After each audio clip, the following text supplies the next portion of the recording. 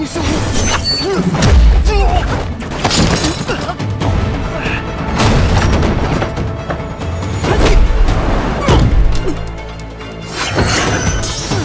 师傅，快走！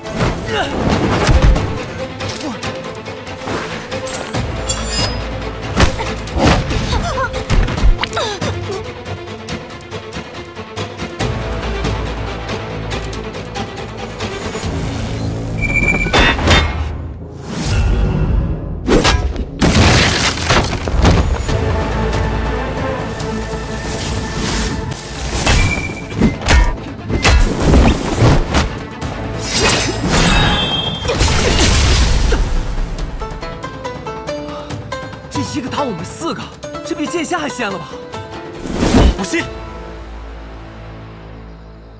无心，你怎么在这儿？你怎么变成这样了？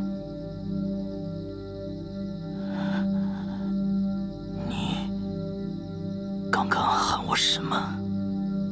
无心。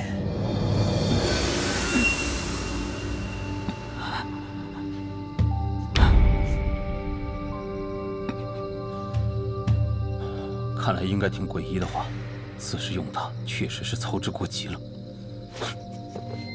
无心，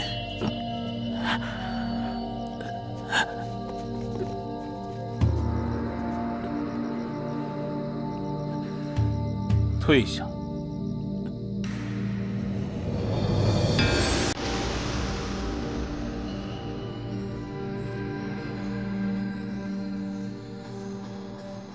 萧雨。 你搞的鬼！我没有必要回答你的问题。虽然这场赌局最后赢的人是我，可你已经得知你刚才询问的答案了，你应该觉得庆幸。不过，你的那座雪落山庄是我的了，是吗？你为何如此确信你赢了？二哥可是毫发无伤。哦。 是吗？哎呀，可惜了，这是我藏得最好的一颗棋子，本想用在最后的。什么？二哥是个聪明的人，但他有个缺点，就是太容易信任别人。他最信任的那个人，带着他走向了绝路。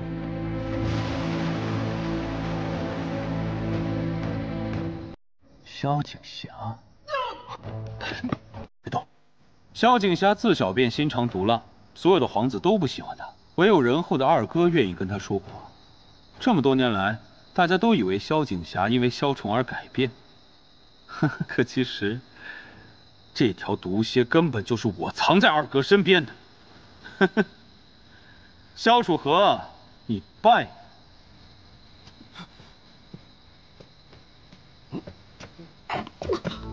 师哥。 救我！我败了吗？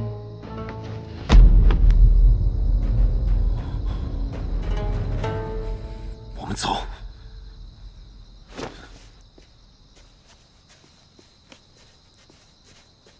要吃吗？大局为重吧。去看看二哥。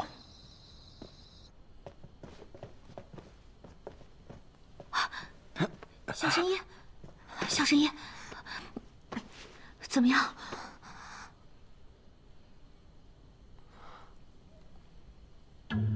哎，那个是什么？唐门暗器。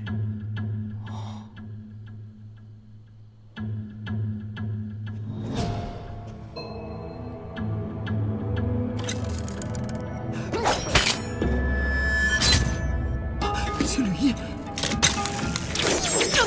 这就是大师兄离开雪月城的时候送给你的。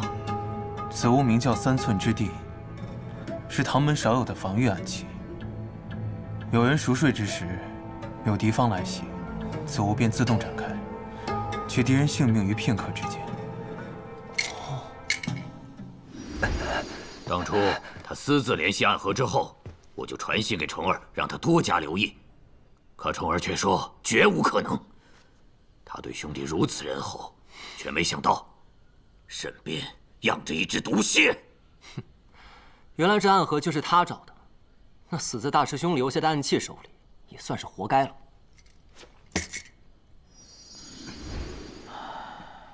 沐春风应该没事，神医如何？我救不了他，要立刻请大夫来看他。先带回雪落山庄，还是送往太医院吧。不可，不能让天启知道神医重伤的消息。那吴昕怎么办呢？先回雪落山庄吧。现在就算把他抢回来了，我们也救不了他。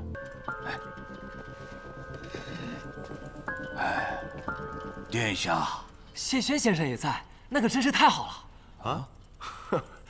难道又有人受了伤，需要我去医治？是华锦小神医。小神医？小神医昨日被人重伤，至今还昏迷不醒。哎呀，那该如何是好？如今陛下的病全靠他给吊着。那他人现在在哪里啊？在我的府邸雪落山庄。那你们找国师还有其他事吗？还有一事。啊，那好，那你们先聊，我先过去看看。告辞。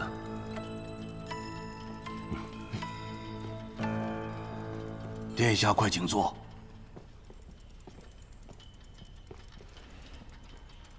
晚辈知道钦天监只答天命，不问政事，因此一直没有来拜访您。但晚辈最近碰到一件事，不得不来叨扰国师。请讲。我有一位朋友，公认的精才绝艳，但最近失了神智，功力也大增。就算我们几人联手，也对付不了他。殿下说的可是叫吴昕的少年？正是。他现在人在何处？就在赤王萧雨的身边。我们都觉得是赤王控制了他。控制了他？这样的事我之前只听我师父说过，我怀疑是西楚药人之术。可如此奇邪的术，就连白小棠也了解不深，故只能来钦天监求一答案。西楚灭国之后，应该只有药王谷一支还密留着炼制之法。这新百草绝不可能，卞姑娘早已去世，难道是月牙她还活着？果然是他。可月牙纵会药人之术，他并不一定就是炼制药人的人主啊。何为人主？所谓药人皆有人主，炼药人需以血为引，这一滴血必须是至亲之人的鲜血，又以亲生父母的最为完美。若没有引，只有药，炼制出的药人极易遭到反噬。难怪那些人最后都死了。但是吴昕给人的感觉和他们不一样，身上没有那股死气。但是这世上还有谁的血能够为他炼制药引呢？宣妃娘娘，宣妃就是吴昕的生母，若需要至亲之血做药引，那也只能是宣妃。药人之术的解法，同样需要弄到这一滴至亲之血。那想要救吴昕，只要找到宣妃就好了。是需要宣妃的至亲之血。那一滴至亲之血就够了。弄到了至亲血，后面的事情交给小神医，就并非难事了。晚辈多谢前辈解惑。走。哎，樊松兄弟，飞轩小弟弟，你们怎么在天启啊？雷，哎，飞轩，他是咱们师娘的弟弟，那我们应该怎么称呼他？按辈分，你应该叫他叔叔，我应该叫他叔公。哦，雷叔叔，你叔什么叔啊？都把我叫老了都。哎呀，算了，能在天启城遇见故人，还真是开心。哎，对了，你们为什么来这钦天监啊？我叫他们来的。所以，我什么时候才能见到他？见到谁？暗河大家长，苏长河。他昨日现身了，现在是赤王萧雨的人。什么？况且以你的剑术，现在不是他的对手，我们得从长计议。哼，放心，师父传了我儒者剑，我日夜修行，早就今非昔比了。儒者剑？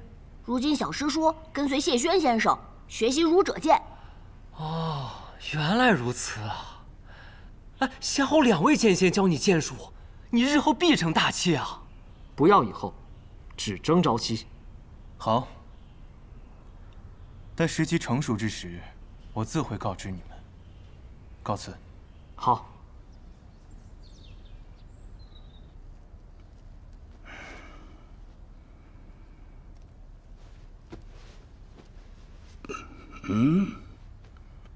华神医今日没来吗？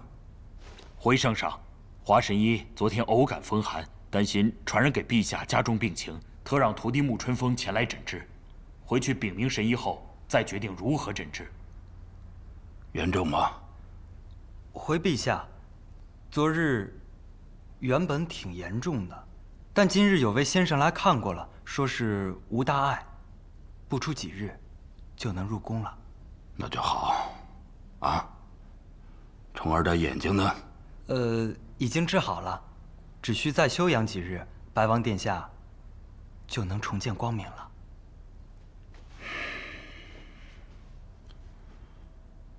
华神医的病跟这件事情有关系吗？陛下，微臣担心此事会惊扰到陛下，故欺瞒了陛下。是谁动的手？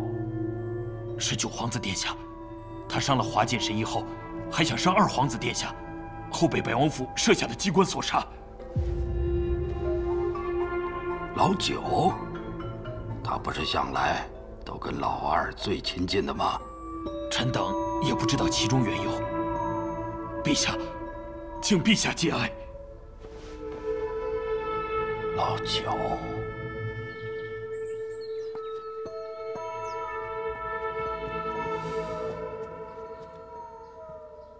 殿下，大明，你应该事先告诉我的。若真是告诉了殿下，殿下一定会拒绝的。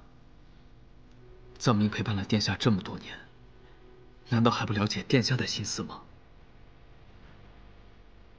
可是，就算是我复明了，失去了你，身边又少了一个值得信赖的人。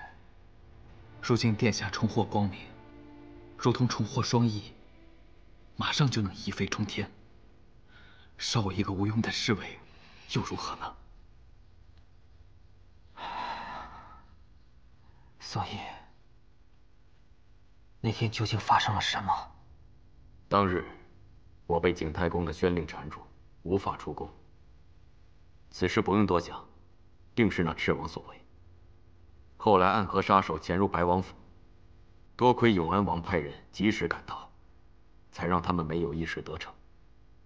是九皇子背叛了你，还伤了华锦神医。好在你的眼睛现在已经治好了，那些最后想杀你的人，也被永安王他们击退。老九，怎么会是老九呢？二师傅，老九人呢？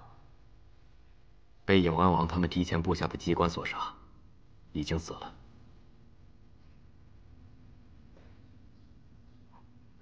老九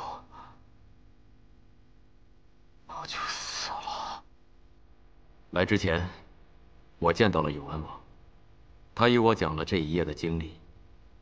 我很好奇，永安王为何如此帮你？他视我为兄弟，虽然我们有夺嫡之争，但是他坦然视之。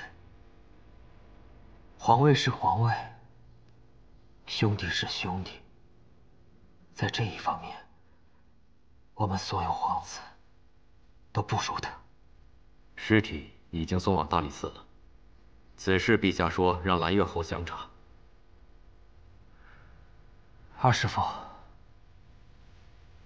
跟蓝月侯说，小井下误触机关，不幸殒命。殿下，不必多言。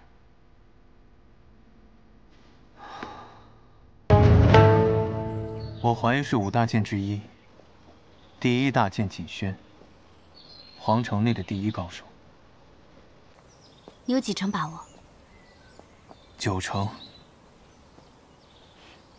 你可以将此事告诉白王，杀了锦玉，就等于把白王彻底推向了我们这边。现在还不急，时机未到。等时机一到，这些债自然让他们来还。宣妃娘娘给的那滴血，我已经交给华锦了。华锦说，她需要半个月的时间制炼成药，但是，赤王从来都不是一个可以给人喘息机会的人。接下来，他会用更激烈的手段力挽狂澜。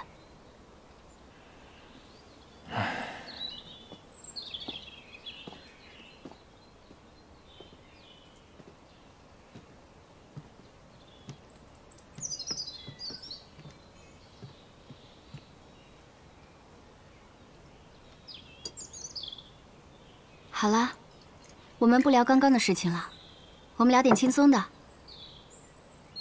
千洛好像喜欢你。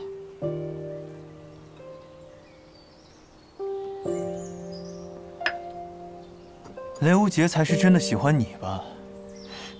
没想到你这样的人也会扯开话题。我只是觉得你说的不对。哪里不对？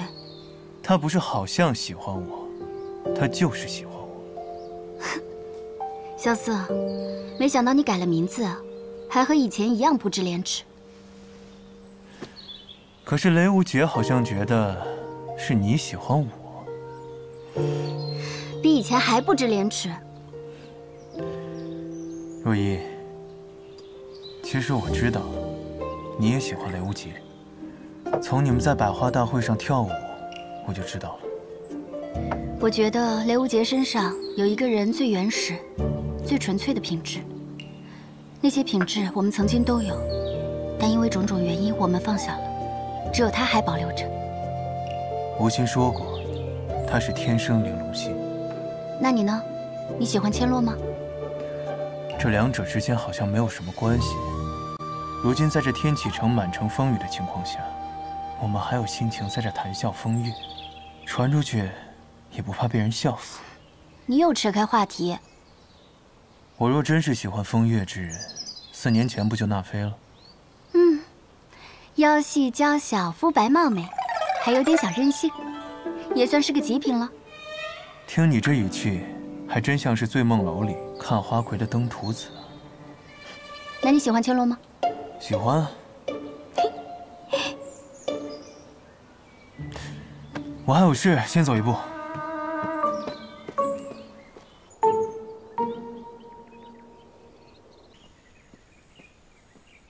来了。陛下。哎呀，辛苦你了。哎，坐嘛。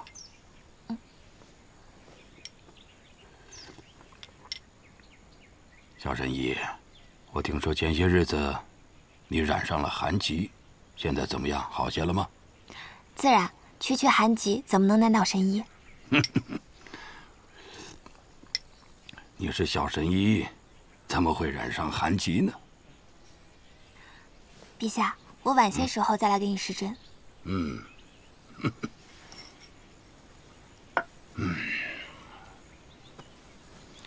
小神医啊，这些日子你在姑侄身上插了太多针了。姑得的病有这么难医吗？陛下，你知道我们医者口中常说的一句话吗？什么话？心病不除，百病难医。陛下，你有心病，这个华锦医不好。心病不除，百病难医。你的话，我明白了。明白了也没有用，还要治好。解铃还需系铃人。陛下，谁是你的解铃人呢？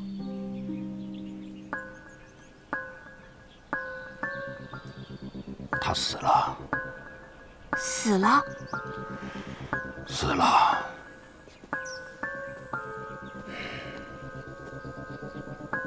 他是姑最好的兄弟。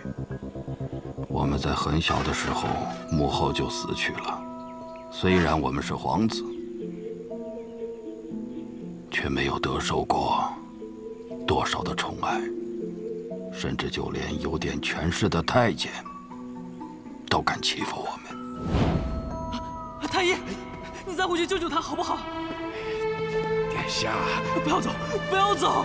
弟弟在6岁的时候感染上了中风寒，医了好久也没医好，最后到了快死的时候。救救我弟弟好不好？殿下，不是微臣不救治，微臣也是无力回天，爱莫能助啊！你救救他吧！殿下，请回吧。他是在那一日死的吗？流传在外面的说法是，在那个大雪夜里，我跪在门口，苦苦地哀求那个太医2个时辰。虽然我是一个不受宠的皇子，但是这样的跪礼，对一个太医来说，不是能够承受得起的。最后，把我弟弟从鬼门关拉了回来。陛下，你是个重情义的人，但那是假的，那是姑让太医对外说出去的故事。实际的情况是，那天晚上，姑跪了2个时辰，但她还是坚持要走。于是我拔出了母后留下的那柄长剑，我一剑上去。从那一刻起，我发誓，我再也不要做无人问津的皇子。我再也不要被人踩在脚底下。我要和我的弟弟登上天启的最顶端，让所有的人都不敢低头看我们。后来，我成为了皇帝，我的弟弟成了北离的大都护。莫说天启，就算北离，整个的天下都畏惧我们。可是最后，弟弟还是死了。是我杀了他，都是因为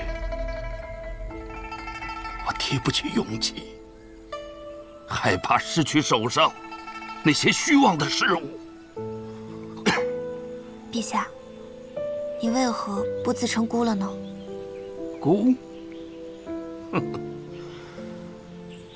或许每次想起弟弟若风的时候，才觉得自己不是一个皇帝，而是一个哥哥。只有弟弟在的时候，哥哥才能永远的不孤单。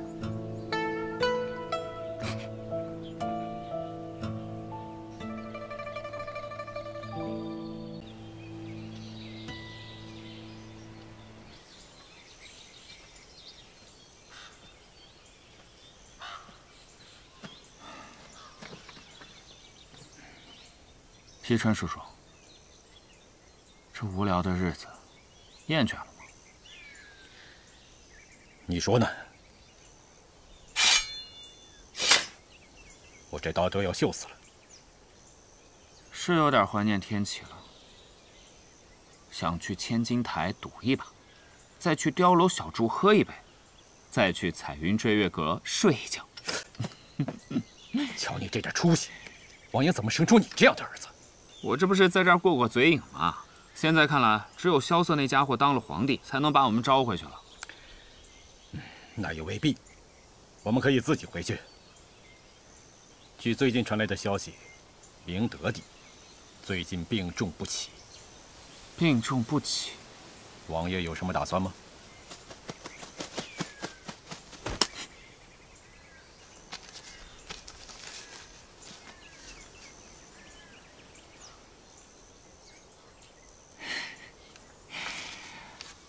让我们回到天启的那把火终于来了，虽然不是萧瑟点燃的，但是命运有时候就是这般的离奇，突然间心生归意，便什么都来找我了。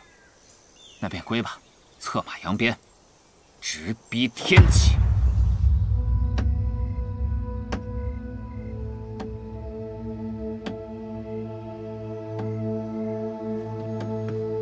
这么晚不睡，是在等什么好消息吗？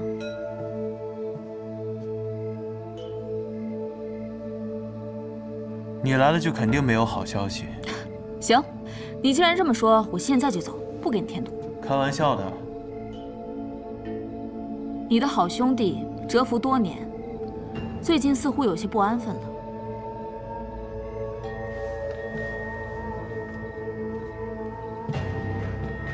他们这是要回来了。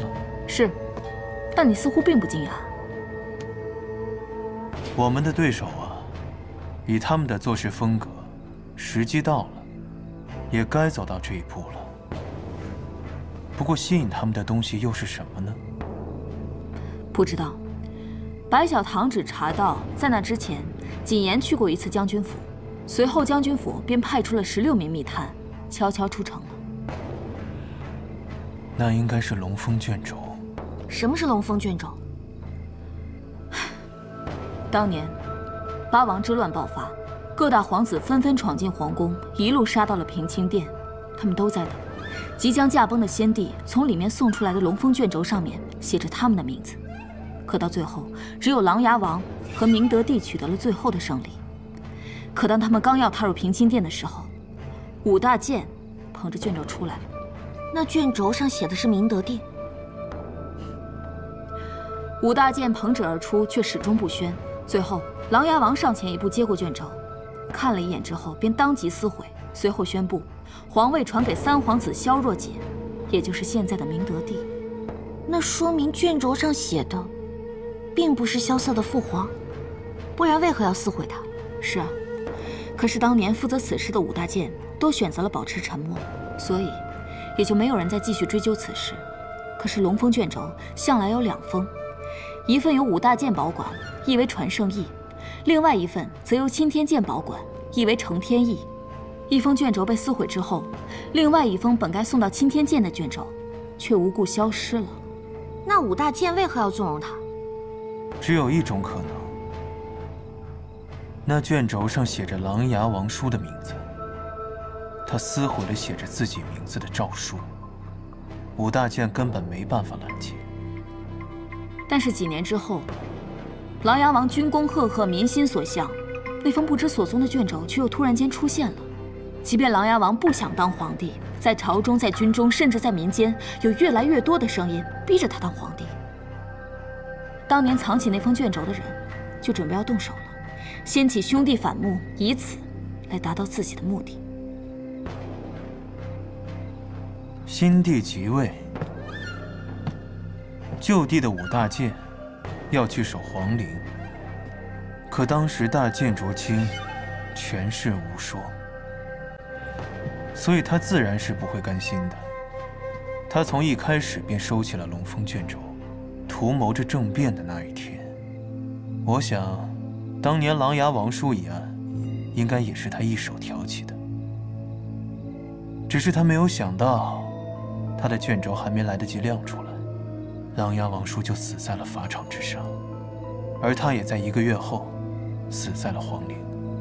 这件事，百草堂可没有查到。因为当年伤我的人就是锦轩，而锦轩是卓清最亲近的弟子。卓清死后，龙峰卷轴再次下落不明，我想8成就是落在了他的手里。而这锦言又是武大剑中锦轩最得力的走狗，他能说动将军府，除了知道琅琊王叔救军的下落之外，手里应该还有足够的筹码。我唯一能想到的，就是龙峰卷轴。我没明白，叶将军不是若依姐姐的父亲吗？他不是一直站在我们这边的？叶笑英是琅琊王叔最忠实的手下，他等这一刻等了很久，只可惜我们的目标是一样的，但是选择上可能会大有不同。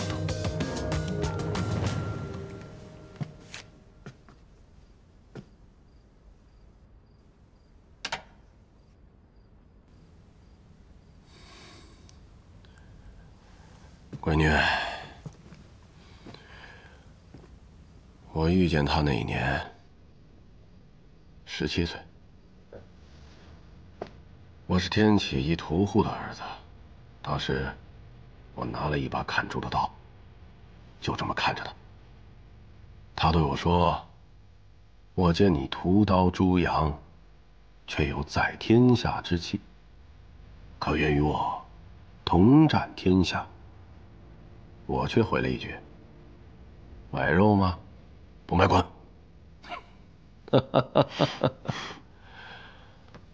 后来，我成了一名巡街校尉。再后来，我成了先锋营的副将。有一次，我们遭到了敌人的围攻，整个先锋营全军覆没，我也只留下了一口气，是他把我从尸体堆里给刨出来的。当时我就想，以后为了他，生死也情愿。这段故事，未曾听父亲提过。那都是很久之前的事了。再后来，我成了骠骑将军、上将军、大将军、先帝御赐金甲，封金甲将军之号。但是我依然愿意做一个追随在他马后的小卒。可是那天，他死了，不是死在战场上，是死在了法场上。天武帝萧绎于乱世之中挥剑而起，建国北离，后国祚延绵200余年，至明德帝一朝，国力强盛，四方来拜。明德帝有一子，名萧楚河，排行第6，天纵奇才，本是太子的最佳人选。然4年之前，明德帝胞弟琅琊王涉嫌谋反，被判斩刑。萧楚河当庭为其争辩，触怒龙颜，被贬为庶人，流放青州。太子之位悬而未决，朝中其余皇子争斗不断，使得朝局动荡，天下不安。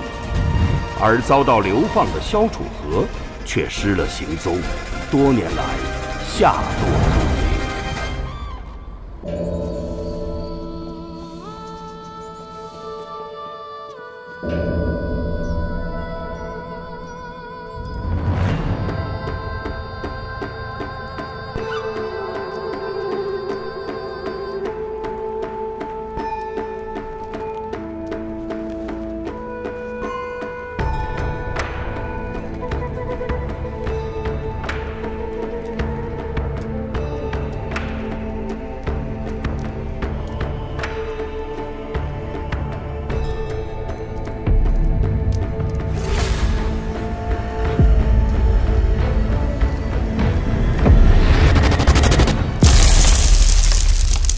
明德20年秋，寒水寺忘忧大师作画，以此为引，震动整个江湖的黄金棺材事件拉开序幕。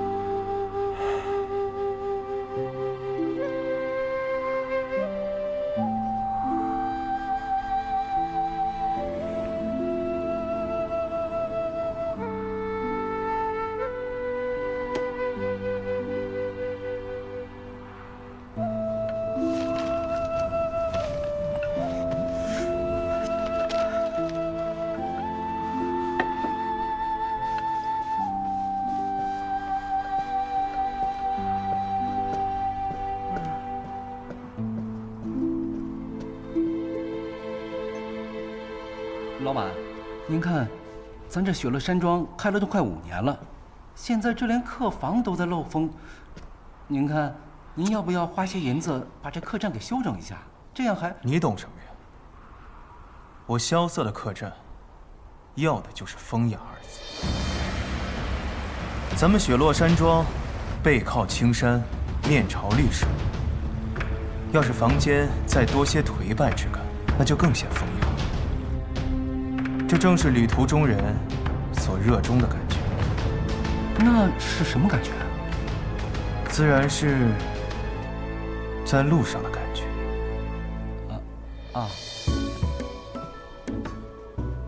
在路上的感觉，那是什么感觉？等等，老板不会想把客栈给卖了吧？这大雪都下了好几个月了，一个客人也没有，马上连工钱都发不出来了。等这客栈一卖，咱哥俩没钱没地方，岂不是沦落街头？哎，来，你想太多了。就算咱这客栈白送给人家，人家都觉得破。这再说了，这老板的境界，岂能是我们这一介俗人所能懂的？你看，雪下这么大，咱们能看到的就是一片白茫茫。这老板呀，他能看出来意境，这就叫做文人骚客。哦，哎，你看，准备吟诗了。生意不景气啊，要不还是把客栈卖了吧。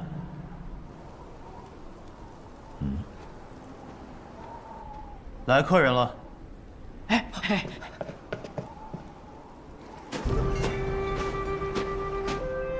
这个人连棉袄都穿不起，看上去不像是有钱住店的样子。你看清楚，他穿的这身衣服红得很特别。这样的料子，除了天启城玉秀坊这样的大铺子，否则要进一批料，都得把整个店铺卖了才行。接客。好嘞。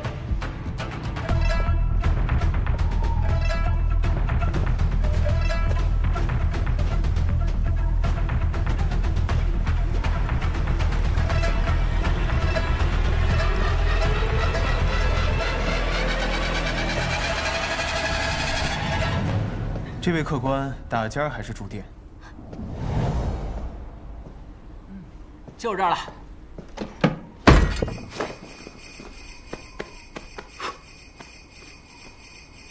这个家伙，看上去就让人讨厌，一点礼貌都没有。不过看他的穿着打扮，定是江湖中大家所出门历练的子弟，一定很有钱。客官，您要点什么？这种客官最是爱摆阔，是时候大赚一笔了。1碗阳春面，1碗老糟烧。啊？怎么了？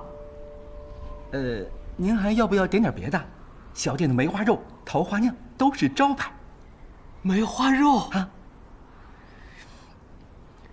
来一份梅花肉，定然是不行的。哎，不如你切一块在那阳春面当中吧。啊，1碗阳春面，1个老糟烧，6个铜板。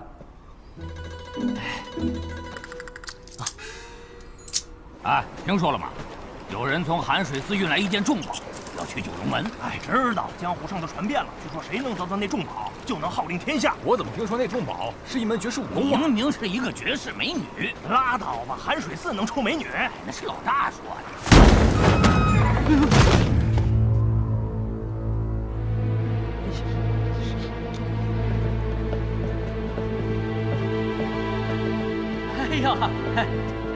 哎呀，几位客官里边坐。起开！又是一帮没礼貌又没油水的家伙。客官，客官，拿最好的酒、最贵的肉来。客官，您的面和老糟烧。哇，请慢用。哎，怎么了？你。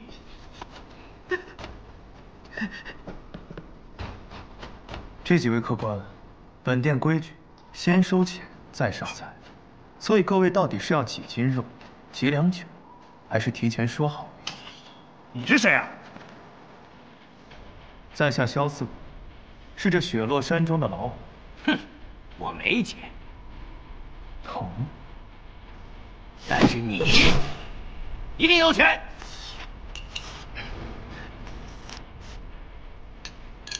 实不相瞒，本店已经1个月没开张了，现在连工钱都开不出。哼，我不管，就算你没钱，你身上这件裘皮大衣怎么也值110两银子。胡说！五花马，千金裘。我这身袍子，乃是天启城玉绣坊定制的，光做便做了3个月，熨便熨了1个月，110两。 买我个袖子都不够！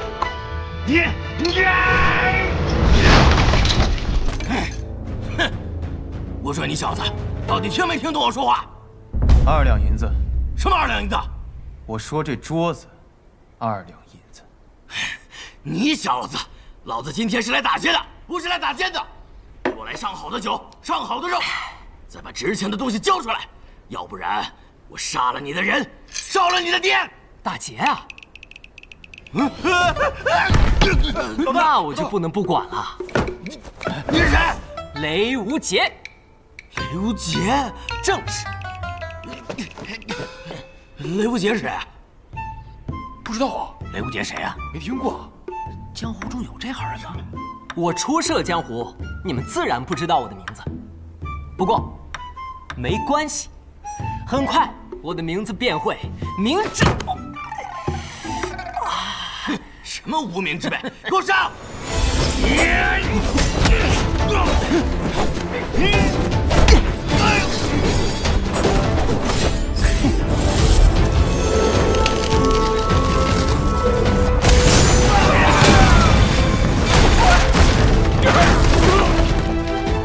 风刀挂镜，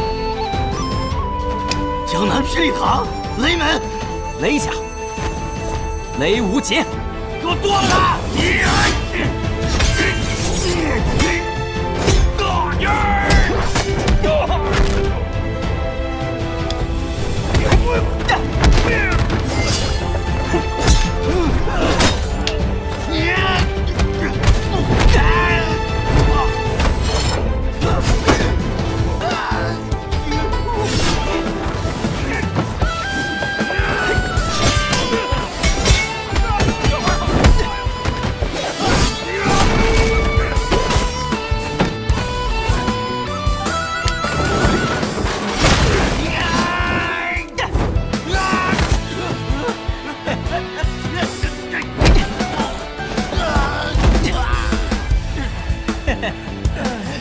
这可是我的无方拳法，当然，我还有更厉害的东西。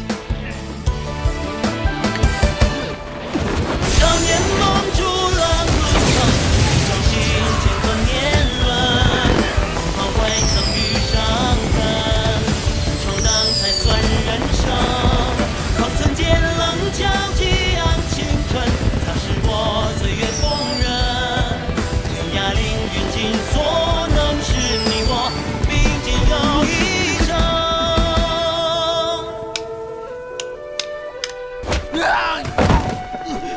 怎样？现在可知道我是谁了？还不快滚！快走！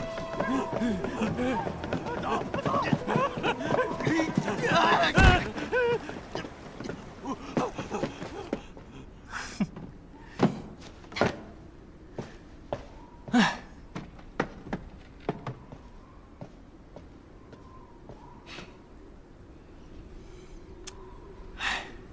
有道是大恩不言谢，路见不平拔刀相助，这些都是应该的，不用太客气了。我还急着赶路，还望后会有期。大恩不言谢，拔刀相助。那当然，哎，要不是我，那帮大汉早就砸了你的店，搞不好你们连命都没了。这难道不是大恩？你看看我这店，跟被砸了有什么两样？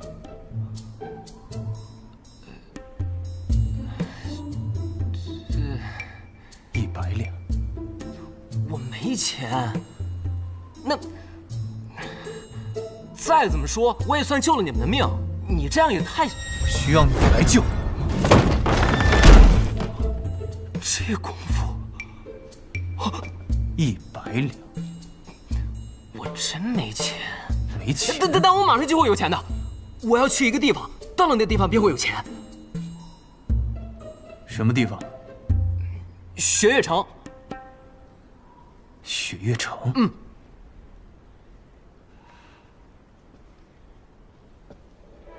雪月城被尊为江湖第1城，其实是几大世家门派组成的联盟。江南霹雳堂就是其中之一。要想拿回该拿回的东西，雪月城也是我必须要去的一个地方。如果这个少年真的是去雪月城，那么以他的身份，从雪月城中拿出100两银子，自然不在话下。而且这个家伙似乎并不像在骗人。毕竟他怎么看，除了武功高强以外，简直就是一个傻子。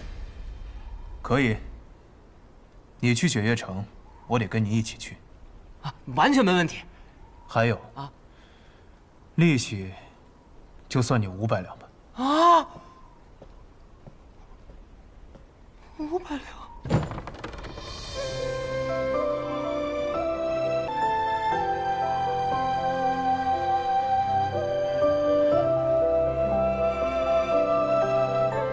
也是好多年没出去了。雪月城的几位城主，我们也该见面，聊一聊当年的事。绿蚁新醅酒，红泥小火炉。晚来天欲雪，能饮一杯无。兄台好雅兴，这酒我们可以喝，但马车上的东西你可得留下。哦，你们可知道这辆马车里头装的是什么？哼，不外乎金银财宝。你们这样说，倒也未尝不可。少废话，乖乖的把东西交出来，不然的话，这大雪天的，你们跟了我一路，实在是过于辛苦。但是你们要的东西，注定是拿不到。我想，还是请你们喝了这杯酒，然后。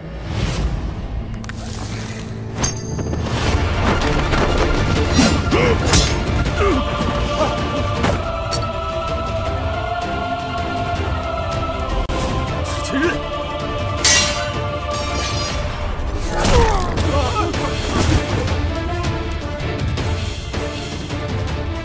派你们来的人，或许没有告诉你我究竟是谁。这趟镖，不是你们这种小角色能够动得了。你是蜀中唐门的人。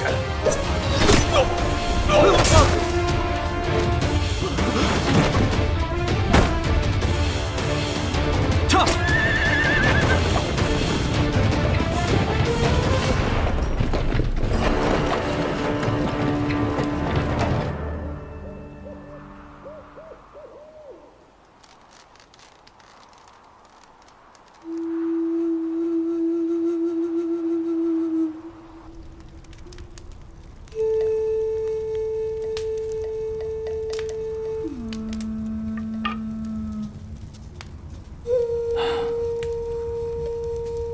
师尊这次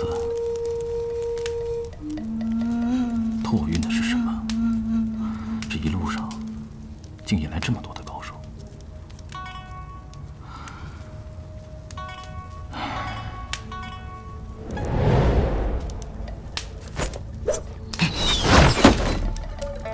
谁？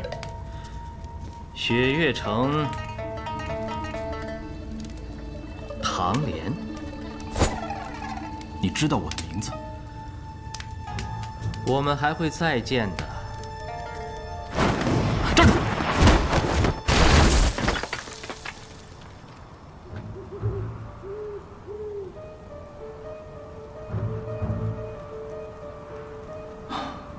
真是个奇怪的人。白发御剑，轻功卓越，怎么从未听师尊提起过江湖上还有这样的高手？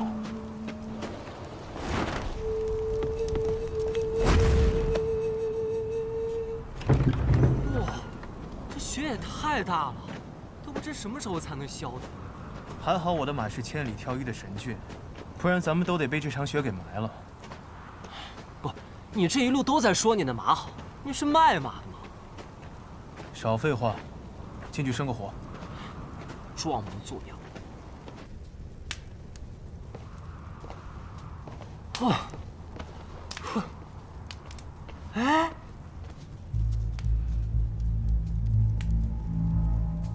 刚刚有人生过火呀。哦。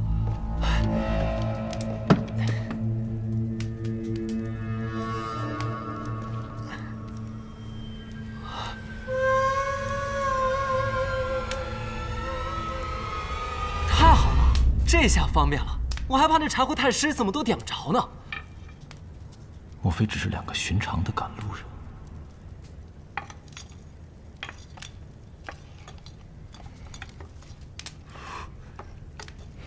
快点！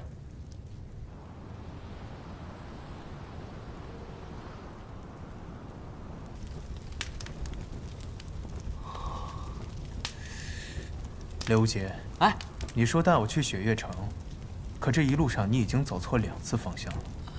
你确定这次路是对的？其实我也是第1次去雪月城，不过我发誓，这次一定是对的。他姓雷，莫非来自江南霹雳堂雷家？可是雷无节这个名字，却从未听人说过。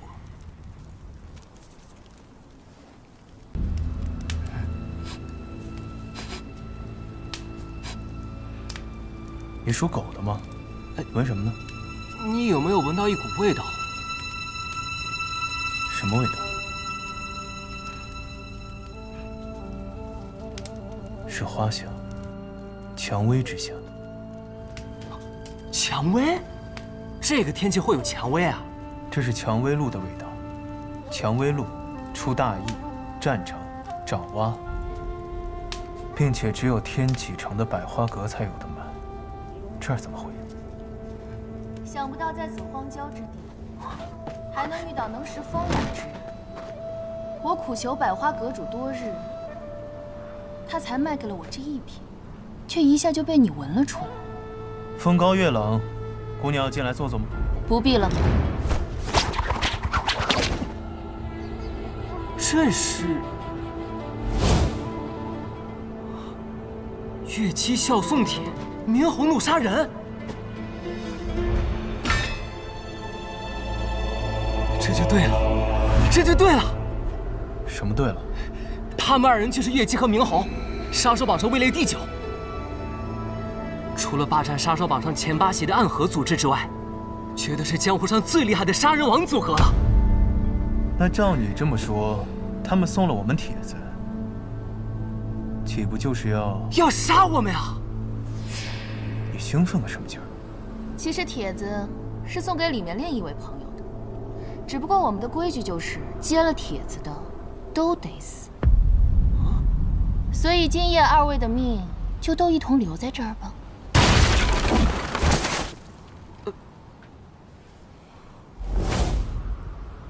我接过你们的帖子，但我却没有死。敢问这位兄台？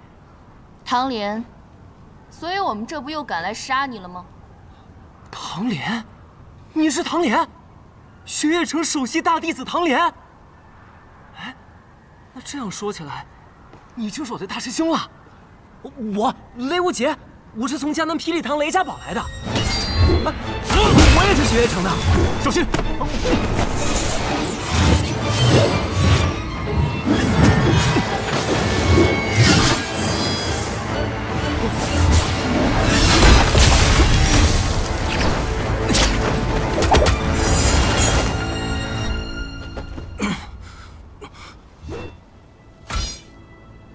明侯天生不爱说话，所以他最讨厌话多的人。好大一把刀啊！你受伤了，你中的百香散也没有完全解，不然刚才那一刀下一刀，你一定挡不住。这一刀我来挡。师兄为我挡了一刀，我也为师兄挡一刀。哦，小兄弟竟然也是雪月城的人，那杀了你也不算枉杀了。只是明侯的刀不轻一把，你先试试我的剑吧。树衣剑，他们二人的兵器倒是绝配。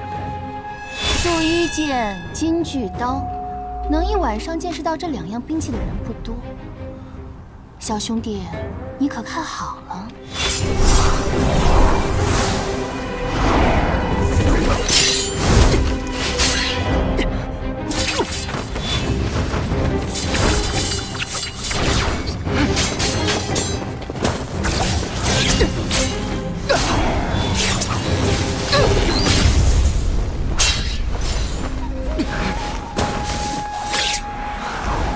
素闻江南霹雳堂雷家火器天下第一，却没想到小兄弟的内力也如此惊人，竟能赤手握住我的树衣剑。哼，你的剑我见过了，可我的拳你还没见过呢。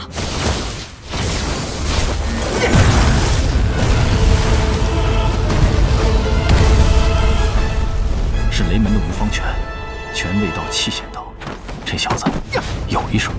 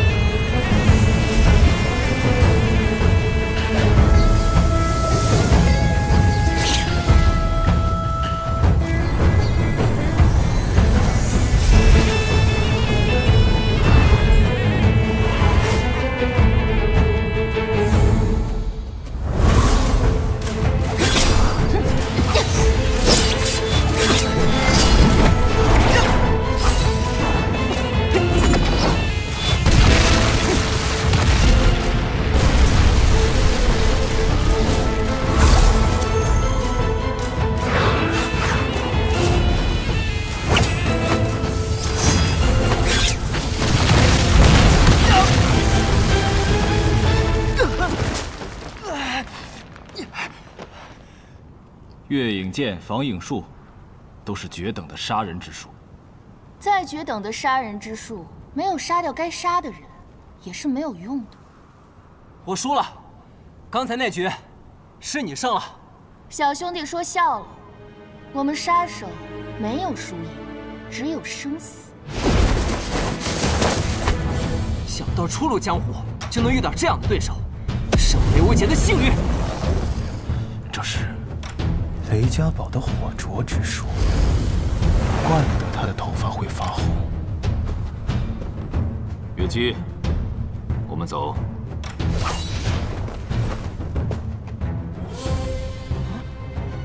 喂，你怎么说走就走啊？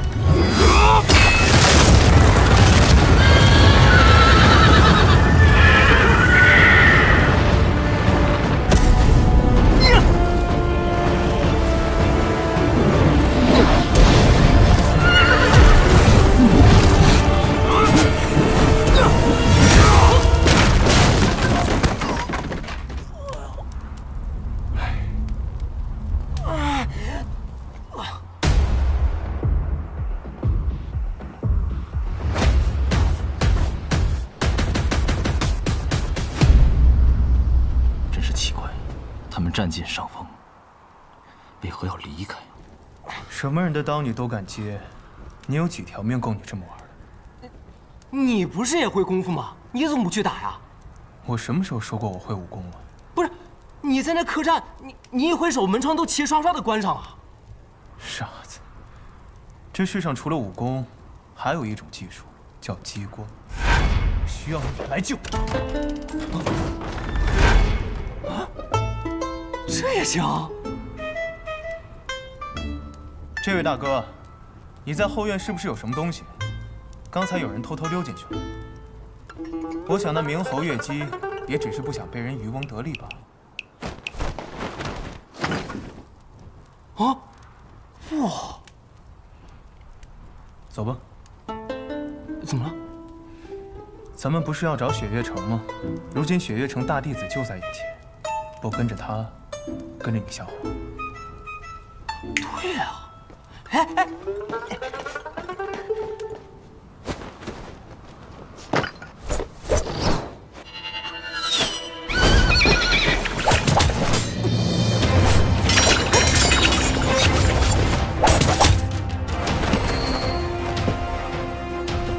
上不得台面的家伙，只敢做些偷鸡摸狗之事。唐莲，你给我说清楚了，谁是上不得台面的家伙？报告大师兄。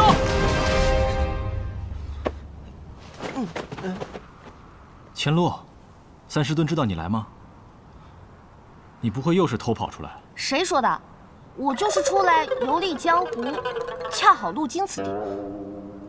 这是什么情况？看来还是偷跑出来的。我现在有任务脱不开身，只好传书给三师尊，让他把你领回去。唐莲，你敢？哎呦，大师兄！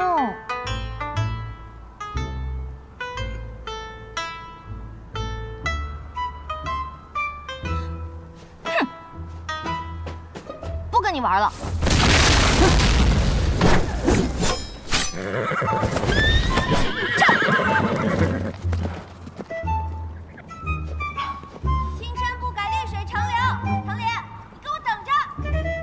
刚才那位是司空千洛，姓司空，莫不是枪仙司空长风之女？正是我三师尊的女儿，雪月城的大小姐。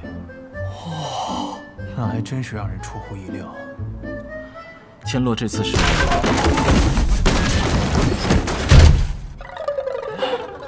真的是有些过分了。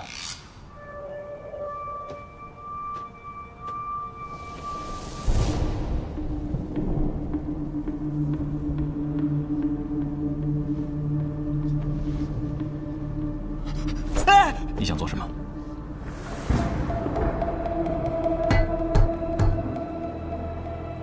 听声音准没错，纯金的。纯金的？纯金的又如何？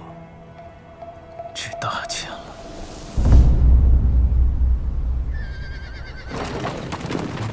恰！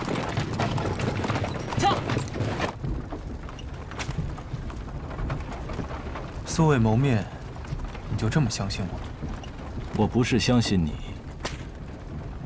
我只相信他。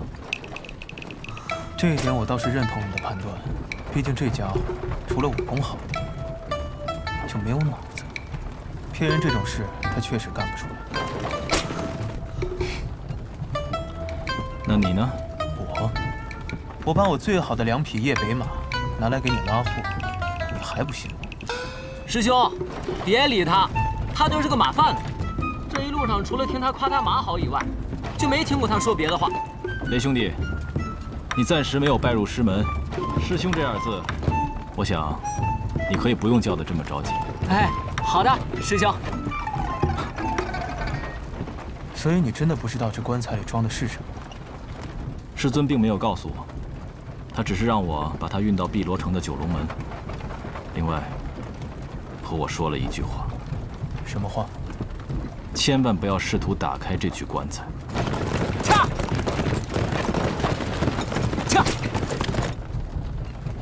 听你这么一说，我倒是对这棺材更感兴趣了。千万不要对它感兴趣。我这一路上遇了10几波杀手，那么多人对里面的东西感兴趣，拥有它是一件很危险的事情。所以你这一身的伤是那些杀手？只是月姬和冥侯，其他的不过是一些……其实关于这黄金棺材的传闻，我倒是听过一些。你都知道些什么？别这样看着我呀！这种传闻已经在江湖上传开了，说什么的都有。大致就是，有人从寒水寺运送黄金棺材去边境。棺材里装着的是数不尽的财富，还有足以称霸江湖的武功秘籍。你相信？原本我不信，直到我后来发现，运送这黄金棺材的竟然是雪月城大弟子唐莲。那又如何？其实像这种传闻能传遍江湖啊，自然是有人背后推波助澜。不过像明侯月姬这样的杀手，显然是做不到的。相信你也听说了，几个月前寒水寺忘忧大师的事情。我猜这棺材内80%就是忘忧大师的尸首。只是为什么这么多人想要得到它？你究竟是谁？我只是一个消息比较灵通的客栈老板。所以我们到底要去哪儿？直奔九龙门吗？三顾城，美人庄。美人三顾：一顾倾人城，再顾倾人国，三顾倾我心。三顾城是前往碧罗城的必经之地，每年都会有大批的商人经过这里，其中不乏1掷千金的豪客。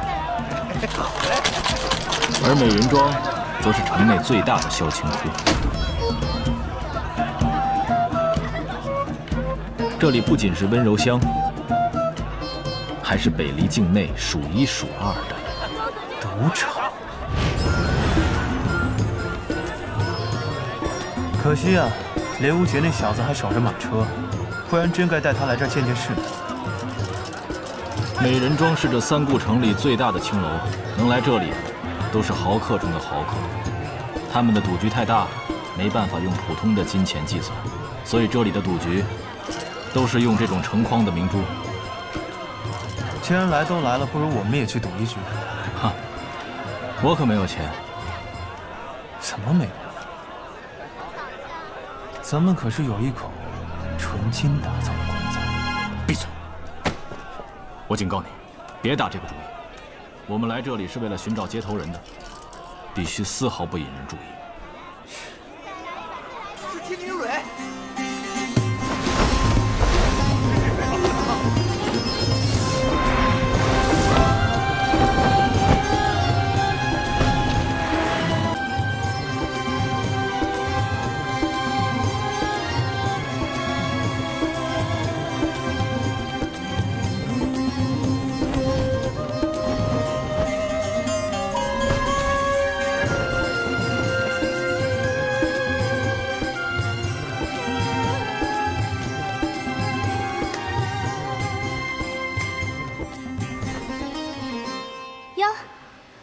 不是莲吗？你不是说不能引起别人注意吗？可是现在你看看，整个美人庄，所有人都盯着我们呢。蕊，莲，距离你上一次来，已经过了16个月07天了。你就这么不挂念人家吗？你们一个叫蕊，一个叫莲，听起来还真像是一对老相好。真是个好看的少年郎。刚刚听公子说想要赌一局，美人庄今夜有一场千载难逢的赌局，要不要一起玩玩？我可没有钱。不，你一定很有钱。姑娘为何如此确信？寻常人看到如此庞大的赌场，早就瞪大了双眼；看到我这样的美人，早已迷了心神。但你却是一副懒洋洋的样子，仿佛这样倾城的财富、倾国的美人，在你眼里都是稀松平常的。你说，你是不是很有钱？蕊，现在不是说这个的时候。你的接头人至今也没来，但东西已经准备好了。你要小心，这几天不断有顶级的杀手为了那件东西涌入三顾城，他们中有很多人不好对付。公子还想赌吗？我有一座山庄，名叫雪落，大概值10匣这样的珠子。不知姑娘可愿先借我一匹？好说。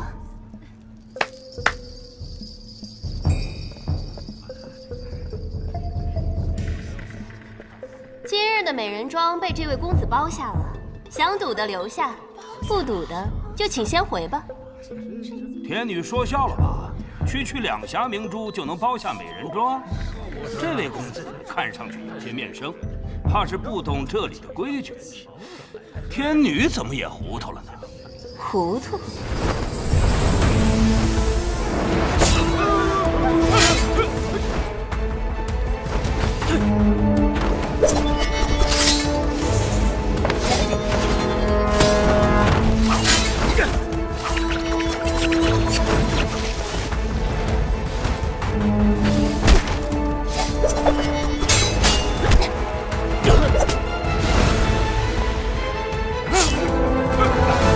在家做错何事？好了，我也就是吓吓你。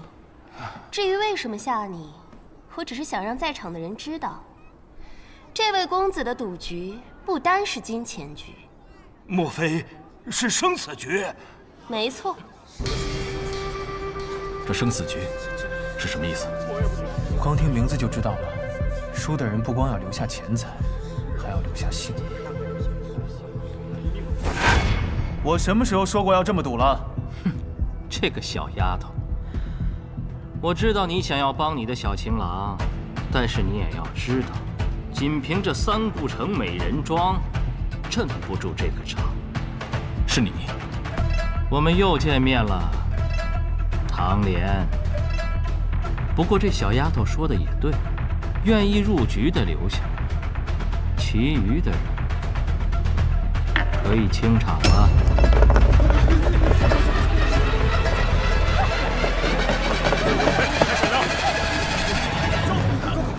有趣，这些人连黄金棺材装的是什么都不清楚，交出来！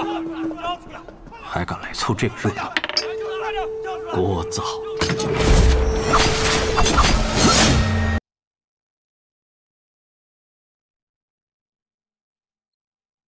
父亲，您找我？啊，据说北城鼓楼多年闹鬼，给你5天期限，彻查此案。闹鬼？有鬼抓鬼，装鬼抓人。陛下对这个案子十分重视，事关是否可以在北城修建行宫，别让我失望。孩儿明白。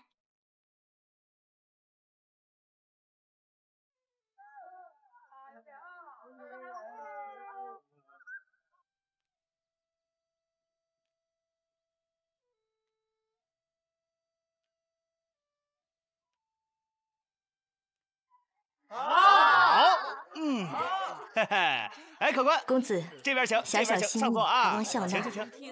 这是什么？哎，感谢公子的天籁，为我们招揽了这么多的客人。谢谢。少在那儿给我装模作样，每次让你干活都这么的难，赶紧给我洗碗去。谢谢公子。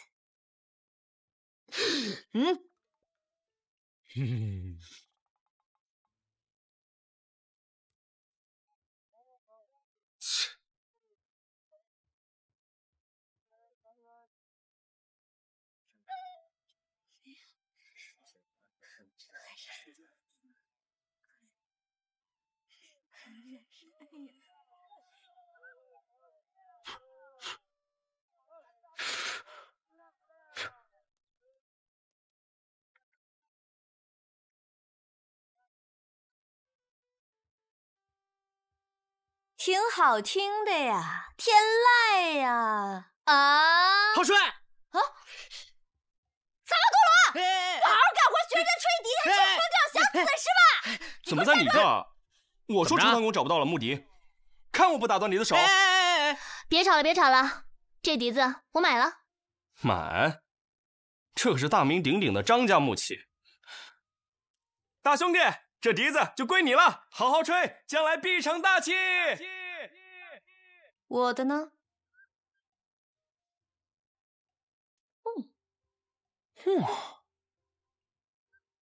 我的呢？想要钱，跟我来。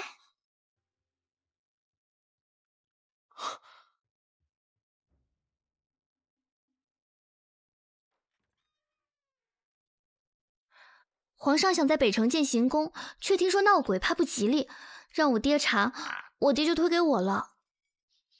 唉，我就知道跟你来没好事儿。像这种无聊事儿啊，找李治去。少废话，快走！北城地势阴寒，交通不便，不宜建行宫。回去就这么跟皇上说，省得他大兴土木，劳民伤财。宫里的事哪轮到我插嘴？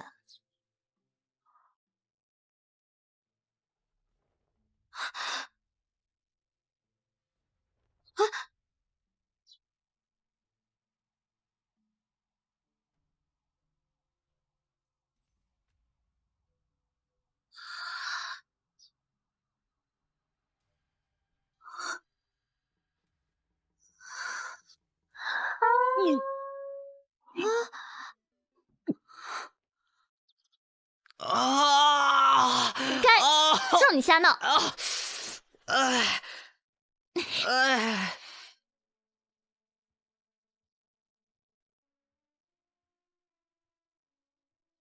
哎，你看，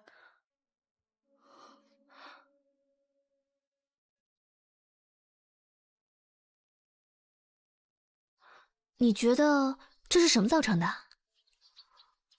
反正鬼是没有脚印的。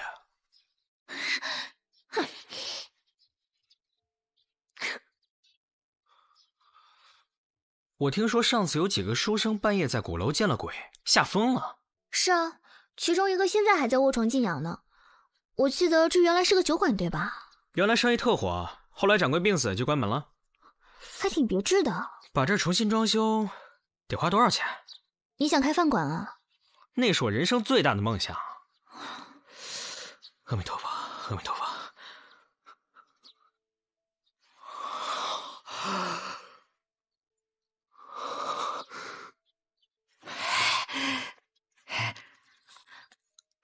萨摩，你吃什么呢？新鲜的，要不来一个？我不吃，我一直很好奇，天底下有你不吃的东西吗？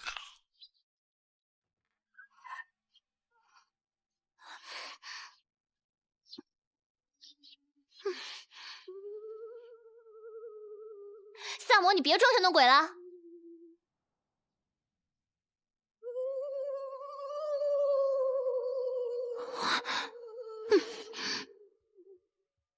萨摩，干点正经事能死啊！别闹了。嗯。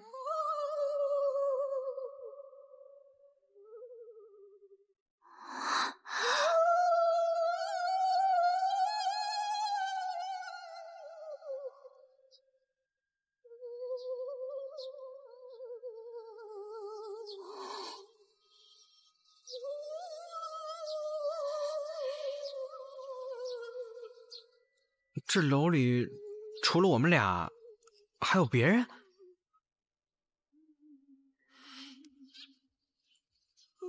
那这是……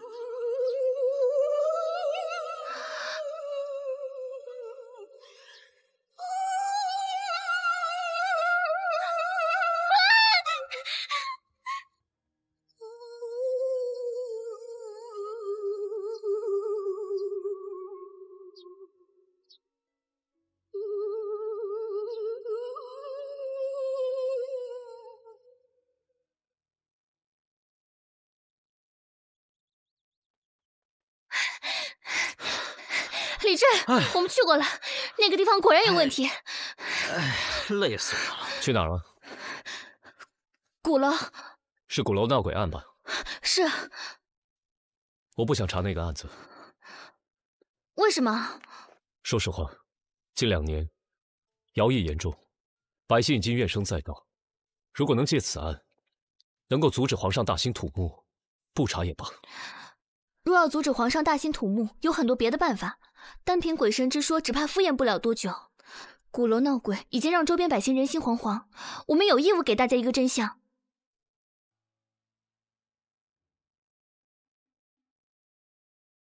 哎，说的对嘛，查案本身没有错。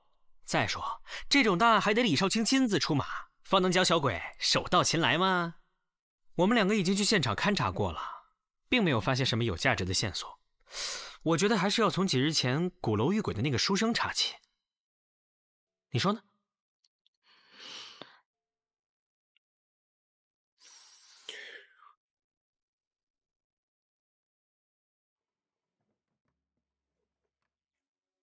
林公子还没醒吗？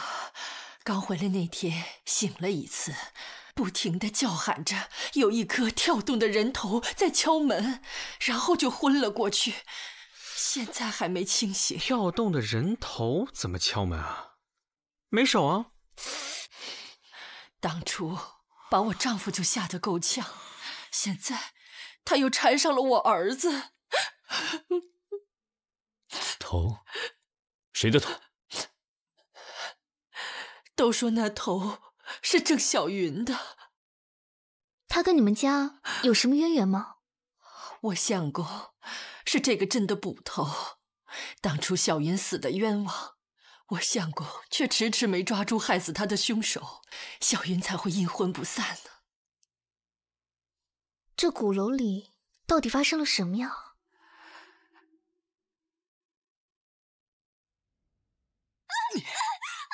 小云颇有几分姿色，不幸被木商张家儿子看上。这张天霸人称张黑手，手上有一颗黑色的胎记，平日飞扬跋扈，心狠手黑。有天晚上，他趁着酒意，就把小云给糟蹋了。小云羞愤难当，跳楼自尽。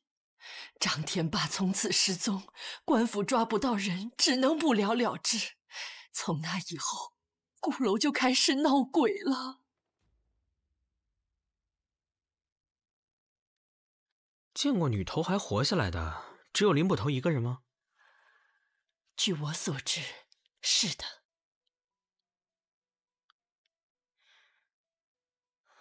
就是不知道我的猫儿能不能有这个好命了。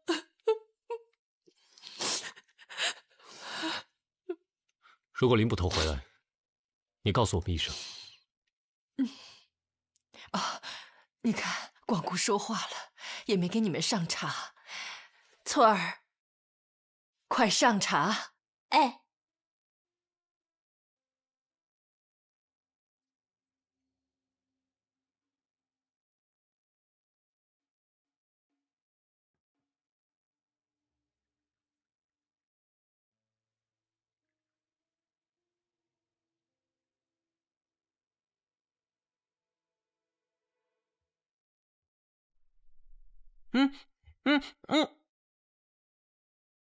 林茂是在草丛里第二天才发现的，是谁把它转移了呢？我们去的时候还看到桌上有供奉的水果饭菜，新鲜的。如果是供奉的话，谁最有可能呢？还要问吗？小云父母啊。不对，案子已经判下来了，并不是桩冤案，只要找到张天霸就行了。小云父母装神弄鬼，有必要吗？而且他们究竟怎么装神弄鬼，才能把人活活吓死呢？哎，我说李少卿，上官大小姐，咱们能先安安静静的吃顿饭吗？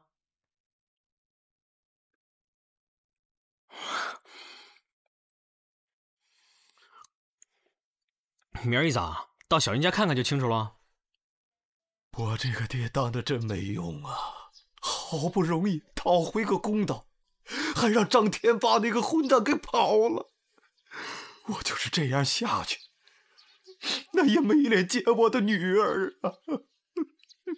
你们二老每天都会去那鼓楼打扫供奉吗？孩子是死在那里的，我去那伤心地干什么呀？当初小云跳楼，这身体被摔得粉碎，我现在想想都觉得痛心。直到现在，我们老夫妻也只是每年在坟前祭奠一下，那个地方我们再也没有去过。我们能否查看一下小云的尸体？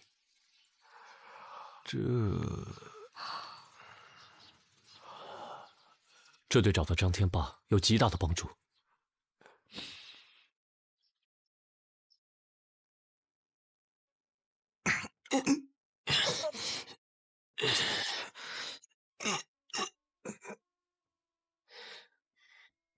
啊，不用你们了，让我来。哇，好期待，好期待啊！成年的尸体还真是难得一见。哎，你们猜猜腐烂到什么程度了？还剩多少皮肉？猜猜嘛，他骨头怎么碎了？他是摔死的吧？其他部位你就别管了，你就看一下他的头还在不在。安葬的时候也没有好好清理一下。头在不在？谭双叶，干嘛？头，麻烦你检查一下。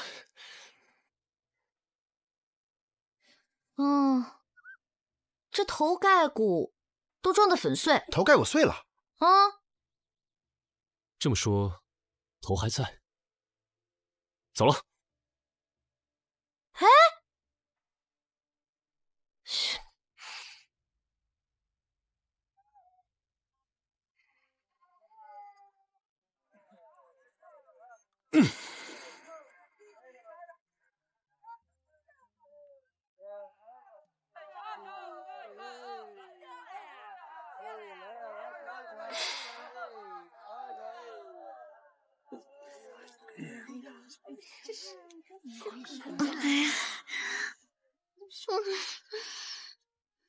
愁死人了！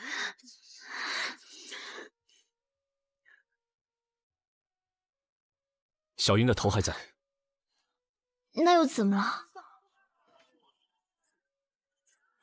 说明鼓楼上的人头不是小云的。哎呀，还吃什么呀？我想，一定是村民见尸身零碎，所以才以讹传讹，认为尸体是没有头的。那鼓楼里跳着的那个人头是谁的？这些迹象只能说明有人在搞鬼。受害人都查过了，再去张天霸家里查查吧。他家是长安顶级木商，这笛子就是他们家做的吧？音色不错。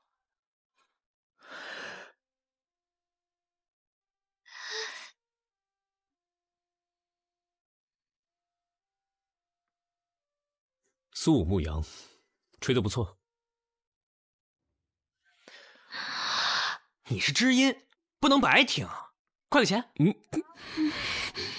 哎，张掌柜，我买过你们家青蛙，上紧发条就能跳。哎，后来发条松了，能换吗？闭嘴！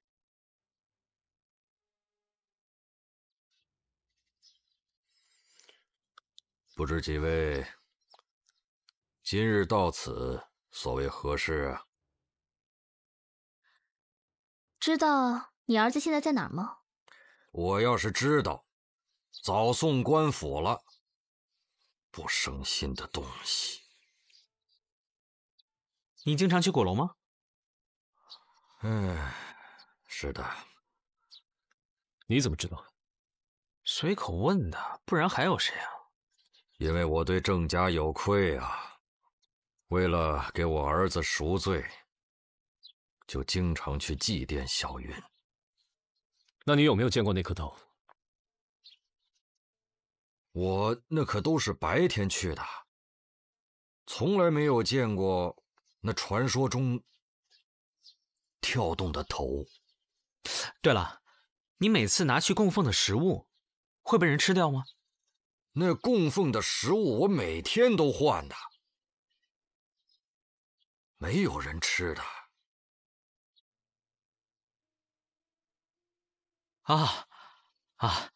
可惜那些食物了啊。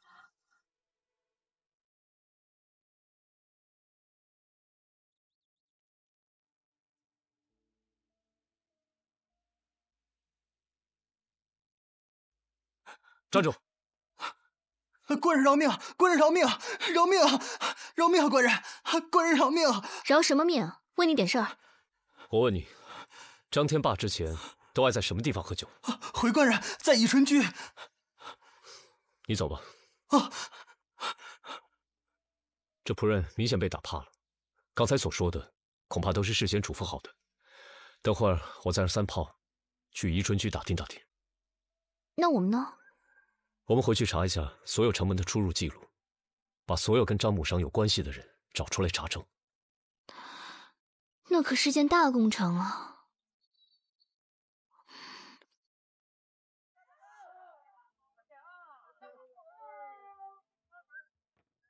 哎，别动，别动，别动，别动！这都是张木商送我的好东西啊！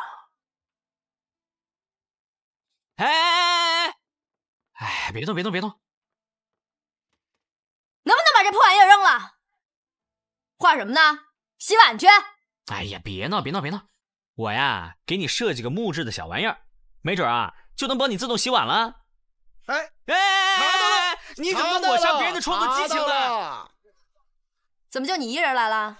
老大呢和紫苏姑娘去了林家，那个林捕头啊是唯一一个看见人头然后活下来的人。对了，他还是当时调查此案的人。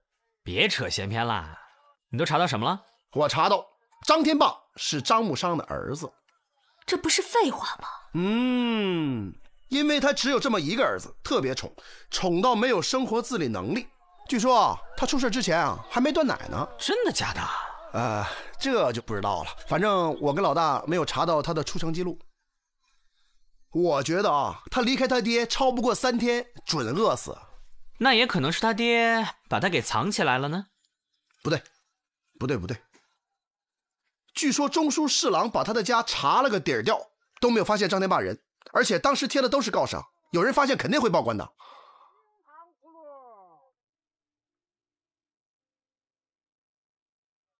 我可怜的猫儿怎么说走就走？你走了，娘可怎么办呢？你是说林公子是我们走后当天死掉的？我可怜的孩子，临走的时候他还在喊鬼鬼。那林捕头还没回来吗？可能是路上有什么事耽搁了吧。他在白龙镇2、3天就能赶回来。猫儿出事当天，我就给他写了信，可他到今天都没回。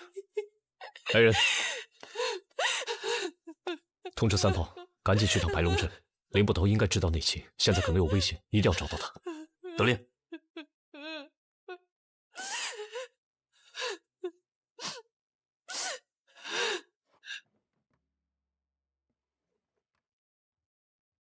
您这边请。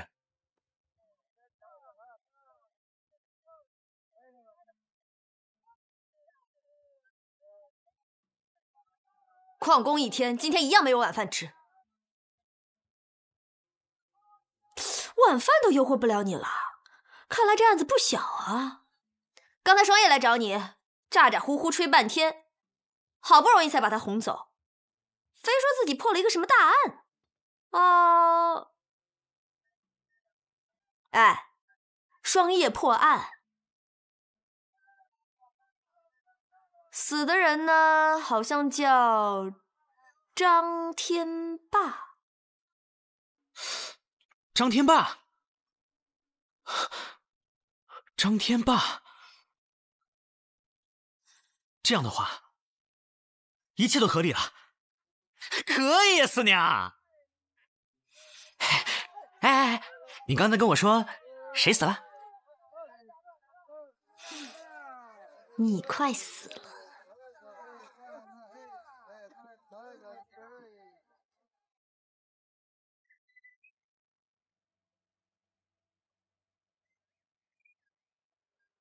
都小心点。好。哎，这边，找仔细了啊！来，小心点啊！啊，是。哎，好，来，集中点力，来这边，看仔细，看仔细。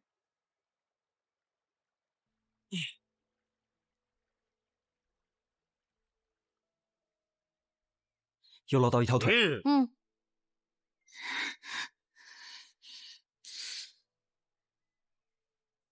这尸体也都烂成这样了，你怎么知道会是张天霸？因为我聪明啊，给我加3倍俸禄，我就告诉你。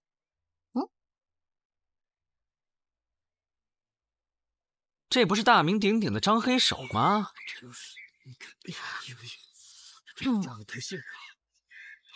你不是说你破案了吗？犯人呢？抓走了呀。这么快？本姑娘办事讲求的是效率，哪像你们似的磨磨唧唧、拖拖拉拉，大姑娘绣花似的。谁这么倒霉当了替罪羊？哪去了？什么替罪羊啊？他已经认罪了。谁呀？哎呦，就当初这个家伙强奸了那女的的爹。什么？啊？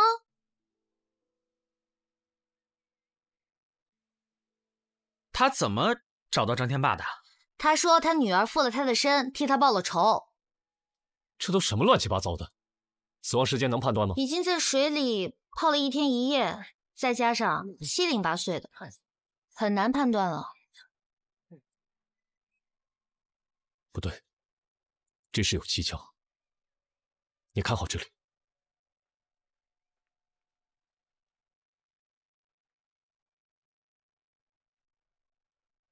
怎么会这样？确定是张天霸吗？他怎么这么容易就死了？紫苏，你去郑家卧室床边看看，有没有迷香的残渣。好。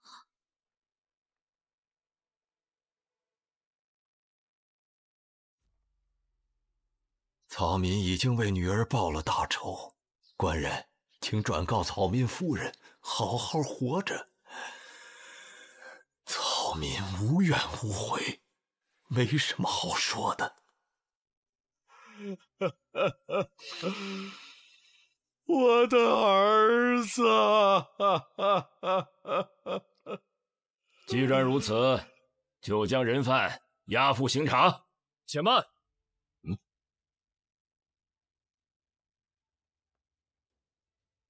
大理寺少卿李治。李少卿啊，我怀疑郑守敬是被诬陷的，要求重审。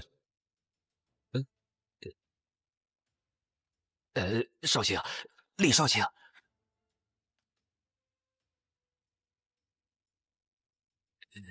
哎呀，那个郑守敬已经认罪了。郑守敬，我要你重述一遍作案过程。草民前2天一直梦到小女喊冤，小女说呀，她要自己查出张天霸藏身之处进去报仇。昨天晚上，草民竟然被附身了。怎么附的身？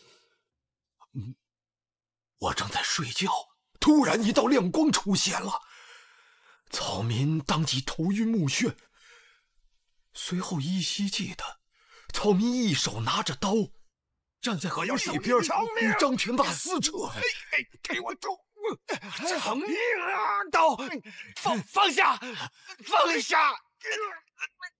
等到草民清醒过来，这天都已经亮了。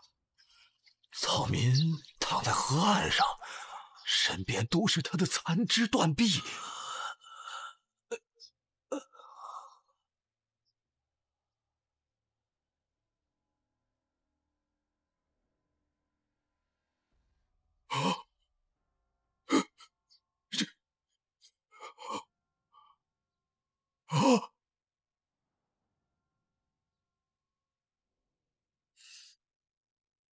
也就是说，你不记得案发过程，对吧？双叶，你来看看这儿，刀疤，这应该是旧伤，这人是个练家子。确定？你是在质疑我的专业水准吗？找到了，找到了！萨摩，萨摩，我找到那个迷香的渣子了，你要看吗？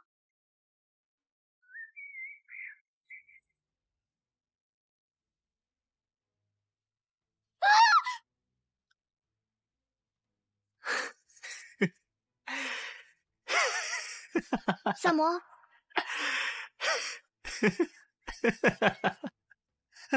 萨摩，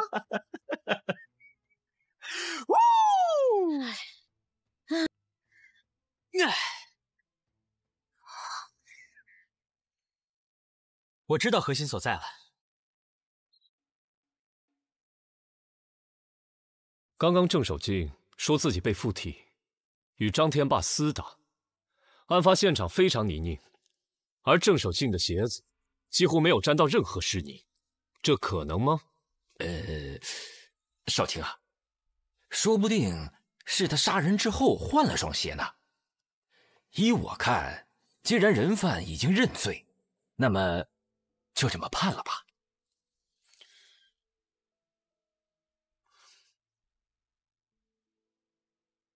人犯郑守敬，等等，等等，张天霸没死，何人大胆私闯公堂？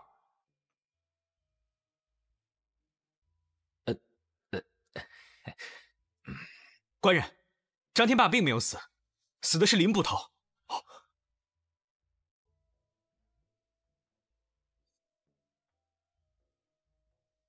凶手想故意留下线索，所以会在河边抛尸。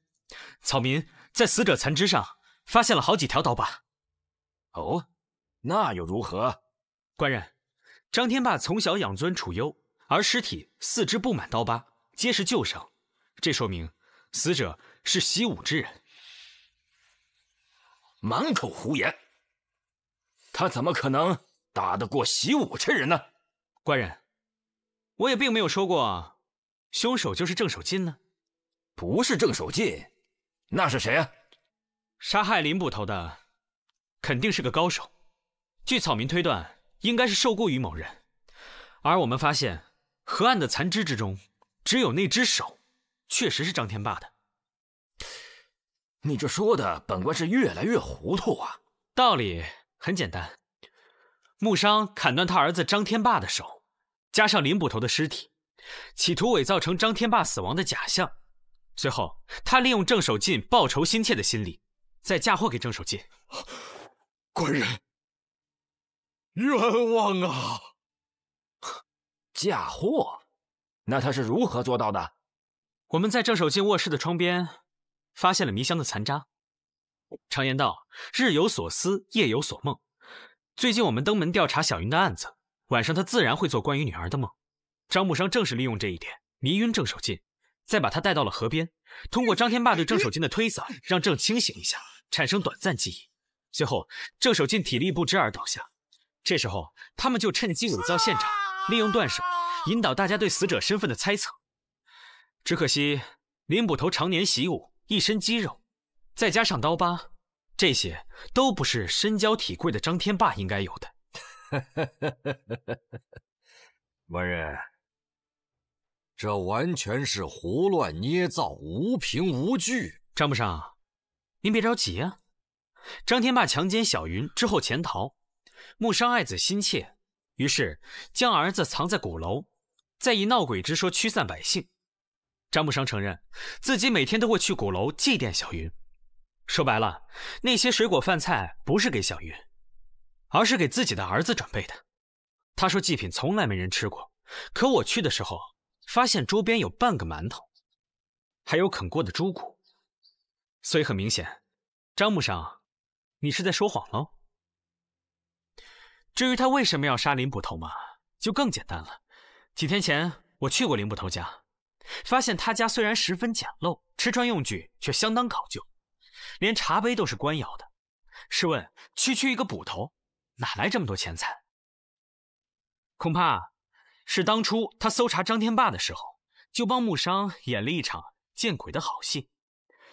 如今林捕头的儿子被那女头吓得半死，林捕头势必会说出真相，与其坐等被揭发，不如杀人灭口，再把他尸体假扮成张天霸，一箭双雕嘛。可是那闹鬼又是怎么回事呢？首先呢，鬼哭其实呢原理非常的简单，因为鼓楼门窗有的被钉死，有的则就故意开着，这刚好就构成了一个巨大的木哨。草民去鼓楼时越往上走，鬼哭声就越大，因为高处风更大，只要有风，就能吹响着巨大的木哨了。哎，人头又是怎么跳动的？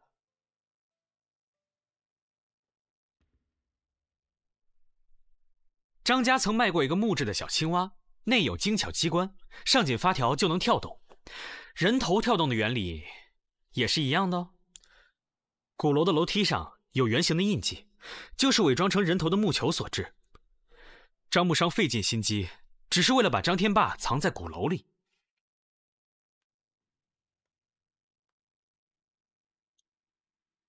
证据呢？证据呢？没有证据，一切都免谈。张木商，别着急呀，证据当然有，证据就在鼓楼的地下。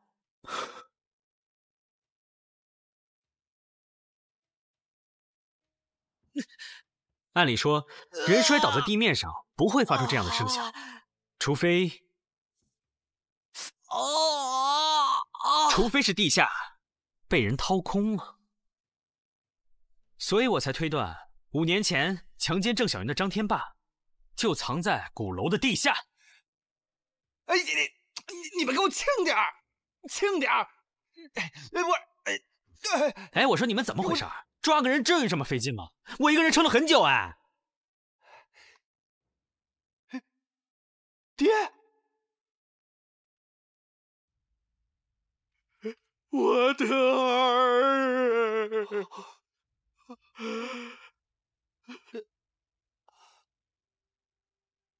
娄知县，现在可以判案了。张天霸强抢民女，致人死亡，又装鬼害人，累及多条性命，父子同罪，即刻斩首。这儿啊！爹！儿啊！救我！救我呀！爹！爹！救我呀！爹！爹！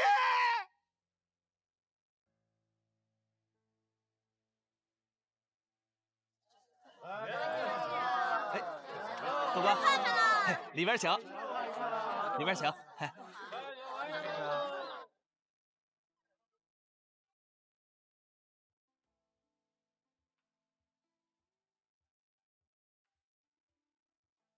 哎呦，去哪儿啊？我说你一天到晚不好好看着店，你看着我干嘛呀？我看着你看店呀。那个木商不是被抓了吗？啊，他们店里所有的木器都打针甩卖，看看咱们凡是需要什么，好多需要的，不是。哎，不是，石帮掌赢了是不是你们？啊，走，你们俩谁是老大？想偷懒啊？不三不四，他的工钱归你们了。谢四娘，我们保证不打折他的腿。萨摩多罗，来了，说吧。我家那口子最近有没有和那个小骚货来这吃饭？5文钱包打听。我给你10文。之前来吃过一碗面。什么？这个臭不要脸的，死心不改！看老娘回去怎么收拾他！我觉得这事儿啊，你也别太往心里去。男人嘛，谁还不会有点死老外？嫌最近日子过得太舒坦了是不是啊？那2口子要是在店里掐起来，你担着呀！三毛，哎呦，我的炮爷，您今儿怎么有功夫亲自来视察？我告诉你，别想躲，老娘跟你没完！吴王府昨晚设宴，老大和子苏都受邀了。什么宴会？有个叫阿史那都的突厥王子送了吴王一个千年太岁。哦，这个吴王呢就想献给陛下，没想到王府侧室夫人横死，结果呢就把我老大生生搁里头了。说是那侧室夫人被太岁所杀，你们说邪门不？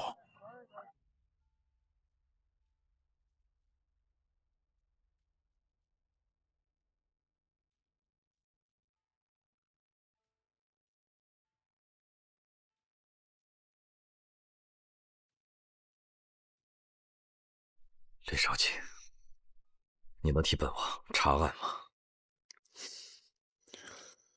只能劳烦王爷派人盯紧每一个赴宴之人，因为能在王府中自由走动、不受约束的人，都有可能是凶手。去，照办。是。王爷，阿史那督已派人严加看管。王爷，王爷，王爷，臣妾早就跟你说过，那是邪灵之物，根本不是什么灵丹妙药。送王妃回别院。王爷，王爷，阿史那督为何向本王进献太岁？别以为本王不知道。王爷，臣妾是冤枉的。带他下去。相信臣妾。带他走。王爷。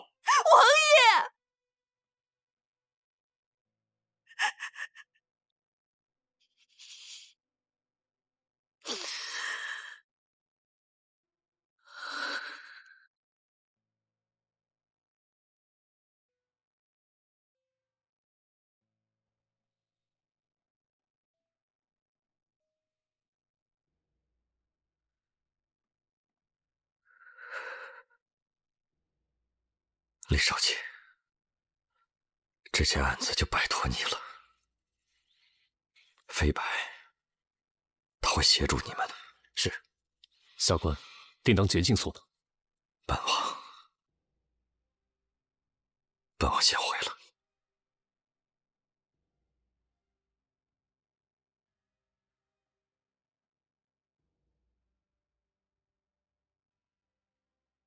李少卿，这个库房四面都没有窗户，我们派了4个仆人把守，2个时辰换一次。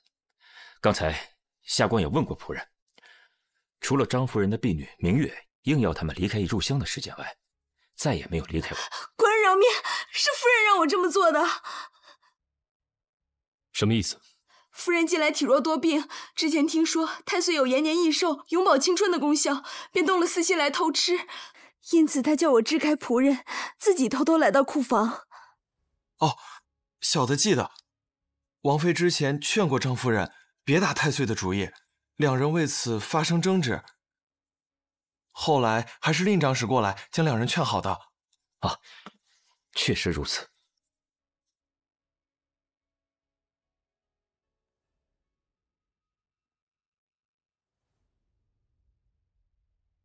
保护好现场，将尸体送往大理寺。啊，是。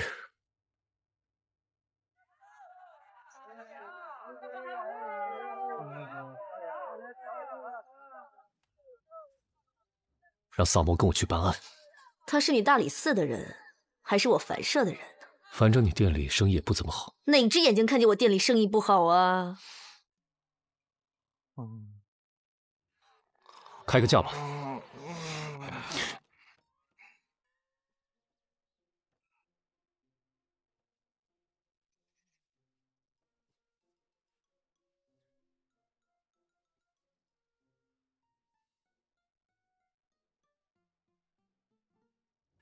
我这个月的俸禄已经花完了，等这个月过了再付款。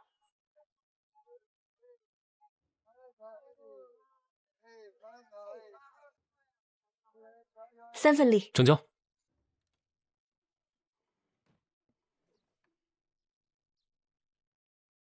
哟，大仵作吃饭呢？一块儿吃啊。行吧。哎，这什么？水蛭啊。你从哪儿来的？从张夫人鼻子和下体取出来的。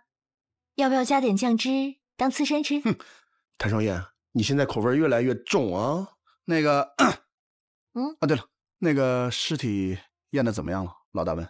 我已经验过了，死亡时间是在昨晚的戌时左右。死因呢？应该是被击晕之后，大量的水蛭同时叮咬，造成失血过多而亡的。从这个创面的数量上来看，应该有上千条之多。但是这些水蛭有点奇怪，叮咬的都是血脉密布之处。哦，这些小家伙还挺凶残啊！哎，那个死者是什么时候被发现的？20时。我能看一眼尸体吗？随便。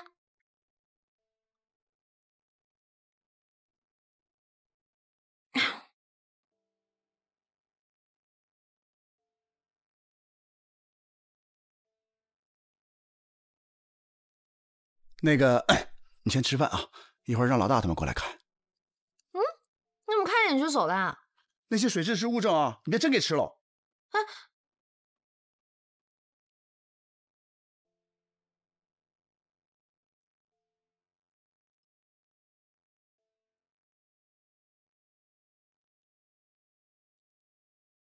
王爷，听说当天宴会开始前，你与令长史独处了1个时辰。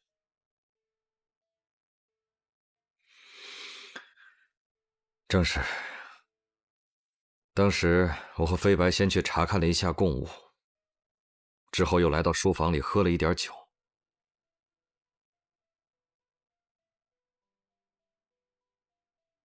谁知道本王困意上来，便让飞白看着时辰，小憩了1刻钟。王爷是什么时候睡的？下官记得应该是戌时3刻。没错。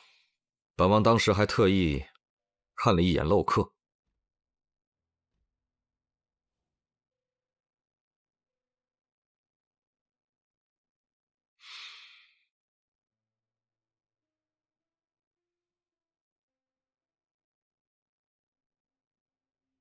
此事还烦请李少卿不要在朝中宣扬。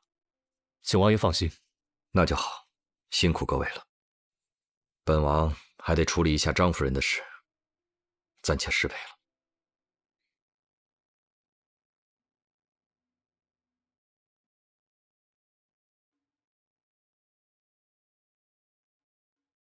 吴王点儿真背啊！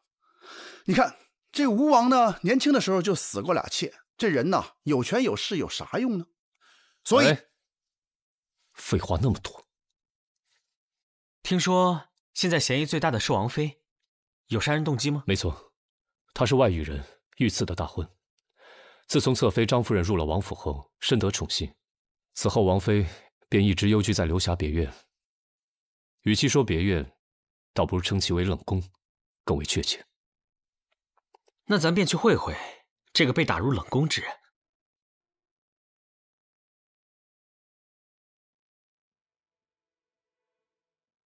李少卿，请恕素衣瞒报之罪。昨日王爷将她送回别院后，王妃就悄然离去，再也没有回过王府。那你最后一次见她是什么时候？你要是敢说谎，李少卿会把你关到牢里去。素衣绝对不敢欺瞒李少卿。昨日宵禁之前，王妃找我借了套衣服，说是要去西市一个叫什么七贤的客栈，这剩下的我就不知道了。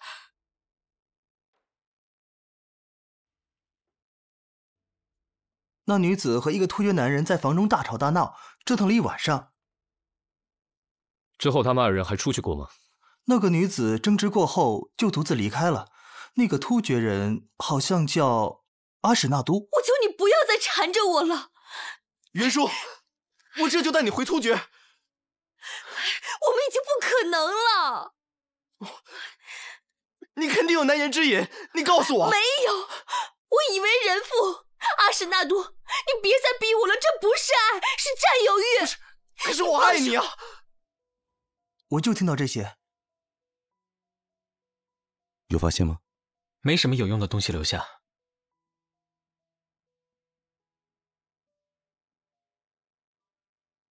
放开我！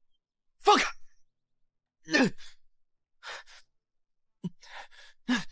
本王是被冤枉的。本王没有杀人。没问你话的时候不能开口。案发后，王妃换了婢女的衣服前去找过你。没错。她为何要去找你？我和云舒多年前就已经相识了，而且早在她被你们皇帝赐婚之前，我们就已经私定终身了。在七贤客栈，我想让她跟我走，可是云舒。